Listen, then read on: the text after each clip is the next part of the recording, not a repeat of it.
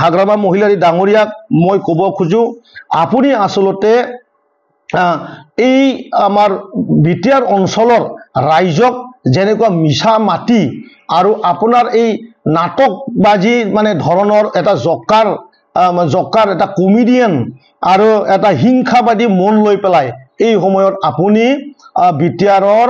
কোনো এজন ৰাইজক আপুনি ভাল লগাব নোৱাৰে কাৰণ সমাজে আপোনাক চিনি পাইছে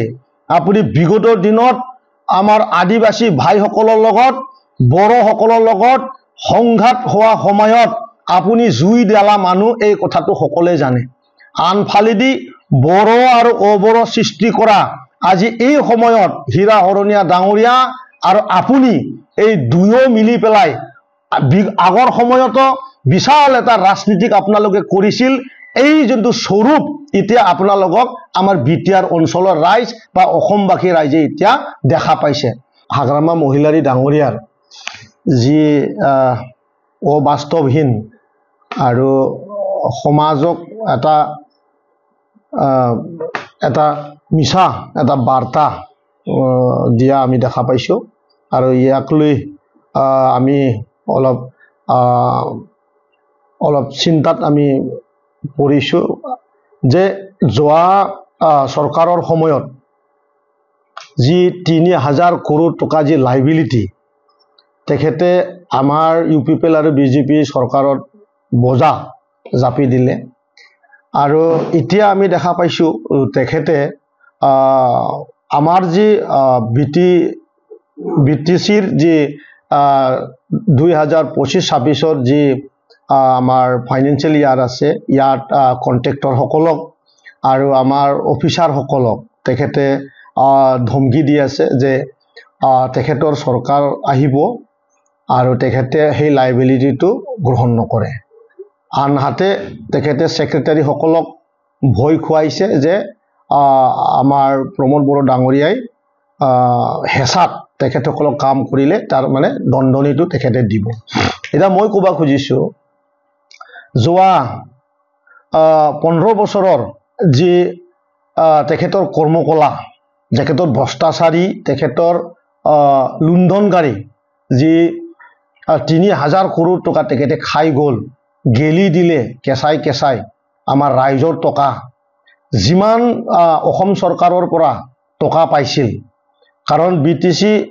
যেতিয়া গঠন হৈছিলে 2003 চনত এই সময়ৰ পৰা অসম চৰকাৰৰ পৰা ইয়াৰলি 60 crore 70 crore ঠিক তেনেকুৱা কৰি চলি আহিছে আৰু সেইটো যদি আমি প্ৰত্যেক বছৰ ইনক্ৰিজ কৰিও যদি আমি যদি 15 বছৰৰ তেখেতসকলৰ শাসনকালটো ধৰো তেনেহলে ৩,০০০ কৰোৰ টকা পাৰ ইয়াৰ যদি আমি 200 কৰোৰো ধৰো তেনেহলে পাৰ ইয়াৰ 15 বছৰত ৩,০০০ কোটি টকা হয় আৰু এই হিচাপেৰে যদি আমি ভাবিবলৈ দেখা পাইছোঁ আমি ৰাইজে গম পাইছোঁ তেখেতে ৩,০০০ কৰোৰ এটা টকাও চৰকাৰক খৰচ নকৰাকে হাগ্ৰামাৰ হস্পিটেল হাগ্ৰামাৰ কেচাৰ machine Hagrama hotel Hagrama resort বনোৱাৰ তেখেতে পুৰা পইচা খৰচ কৰিছে আজি CIT তেখেতসকলে বনোৱা বুলি কয় তেখেতসকলে ইউনিভাৰ্চিটি বনোৱা বুলি কয় একচুয়ালি হাগ্ৰামা মহিলাৰী তেনেকুৱা একো কাম কৰা নাই এই যে CIT আৰু ইউনিভাৰ্চিটি এটো আমাৰ বিটিআৰত থকা যে আমাৰ 32 লাখ জনগোষ্ঠী আছে আমাৰ এই সমাজৰ কাৰণে এটা মানে সেন্ট্ৰেলে দিয়া এটা পেকেজ আছিলে আৰু ইয়াৰ খালি কন্ট্ৰাক্টৰ সকলে এই কামটো কৰিছে আৰু এই টকাটোৰ হাগ্ৰামা মহিলাৰী ডাঙৰীয়া আৰু তাৰ কোম্পানীয়ে গোটাই মানে কমিশন ৰাজ কৰাৰ বাদে তেখেতসকলে তাতে একো কৰা নাই আৰু CIT বনাইছে CITত তেখেতসকলৰ কোনো এজন ষ্টাফ নাই তেখেতসকলক কেনেকুৱা এই CITখন কেনেকৈ চলিব কবা হস্পিটেল যদি বনাই গৈছে সেই হস্পিটেলত তাত ডক্টৰ নাই এই হস্পিটেলক কেনেকৈ চলাই যাব তেনে ধৰণৰ তেখেতসকলে একো কাম কৰা নাই সদায় চৰকাৰটো অহা মাহত BJP আৰু UPPLৰ চৰকাৰ অহা মাহত পৰিব উমুক মাহত পৰি যাব আমি চৰকাৰ কৰিম তেনে ধৰণৰ ভাষণ দিয়া হাগ্ৰামাৰ একচুয়ালি মেন্টালি এটা মানে বেমাৰ তেখেতৰ মানে ব্ৰেইনত এটা বেমাৰ এটা সৃষ্টি হ'ল, সাইকো এটা মানে এটা সৃষ্টি হৈছে, যাৰ কাৰণে তেখেতে খালি ইলেকশ্যন আহিলে তেখেতে চৰকাৰ ভাঙাটো সদায় দেখা পায়। আজিৰ UPPLৰ এনেকুৱা দিন নহয় যে তেওঁ কোৱাতে কোনোবা চৰকাৰ ভাঙিব, কাৰণ আজি আমি NDAৰ অংশীদাৰ এটা পাৰ্টি UPPL, আৰু আমাৰ মুৰব্বী আজিৰ দিনত আমাৰ দেশৰ প্ৰধানমন্ত্ৰী, আমাৰ হোম মন্ত্ৰী অমিত শ্বাহ ডাঙৰীয়া আছে, অসমত আমাৰ মুখ্যমন্ত্ৰী ডাঙৰীয়া আছে, তেখেতসকলৰ চিন্তাধাৰাতহে আমাৰ যি NDAৰ ধৰ্ম বা NDAৰ যোনখিনি নিয়ম আছে তাৰ দ্বাৰাহে আমাৰ ভৱিষ্যতৰ যি আমাৰ ৰাজনীতিক হ'ব সেইটো হ'বলৈ গৈ আছে। গতিকে হাগ্ৰামা মহিলাৰী ডাঙৰীয়াক মই ক'ব খোজো, আপুনি আচলতে এই আমাৰ বিটিআৰ অঞ্চলৰ ৰাইজক যেনেকুৱা মিছা মাতি আৰু আপোনাৰ এই নাটকবাজি মানে ধৰণৰ এটা জকাৰ এটা কমেডিয়ান আৰু এটা হিংসাবাদী মন লৈ পেলাই এই সময়ত আপুনি বিটিআৰৰ কোনো এজন ৰাইজক আপুনি ভাল লগাব নোৱাৰে, কাৰণ সমাজে আপোনাক চিনি পাইছে। আপুনি বিগতৰ দিনত আমাৰ আদিবাসী ভাইসকলৰ লগত বড়োসকলৰ লগত সংঘাত হোৱা সময়ত আপুনি জুই দিলা মানুহ, এই কথাটো সকলোৱে জানে। আনফালেদি বড়ো আৰু অবড়ো সৃষ্টি কৰা আজি এই সময়ত হীৰা হৰণীয়া ডাঙৰীয়া আৰু আপুনি এই দুয়ো মিলি পেলাই আগৰ সময়তো বিশাল এটা ৰাজনীতিক আপোনালোকে কৰিছিল, এই যোনটো স্বৰূপ এতিয়া আপোনালোকক আমাৰ বিটিআৰ অঞ্চলৰ ৰাইজ বা অসমবাসী ৰাইজে এতিয়া দেখা পাইছে। আমি সদায় শুনা পাইছো হীৰা হৰণীয়া ডাঙৰীয়াই হাগ্ৰামাৰ লগত মিত্ৰতা কৰিব, ইমান লাজ লগা এটা কথা। আনফালেদি হাগ্ৰামায়ে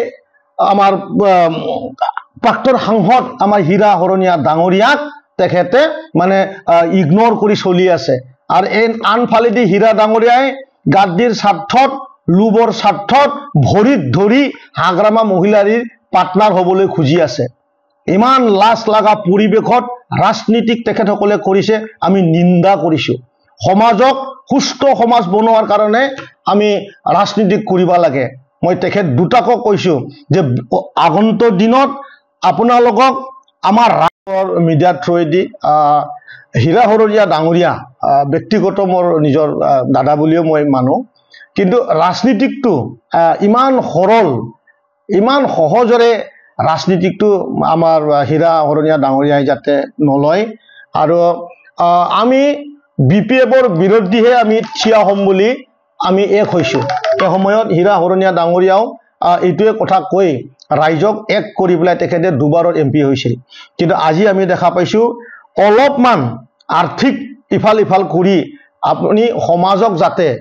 মানে বিভ্ৰান্ত নকৰে, কাৰণ অবড়ো সংগঠন যদিও জন্ম পাইছিল তেখেতসকলে এটাই উদ্দেশ্য আছিল BPFক মানে এই অঞ্চলৰ পৰা ধ্বংস কৰা, আৰু আজিও এই স্থিৰতে যাতে থাকে এইটো আহ্বান কৰিছো, কাৰণ GSP দল জীয়াই থকাটো আমি বিচাৰো, আমি GSP দলটো ধ্বংস হোৱাটো নিবিচাৰো। ধ্বংস এইকাৰণে নিবিচাৰো, GSPৰ লগত BPFৰ মিত্ৰতা হোৱা বুলি কোৱাৰ লগতে এই আৱাজ দিয়াৰ পিছতে এতিয়া BPFৰ মানুহবিলাকৰ লগত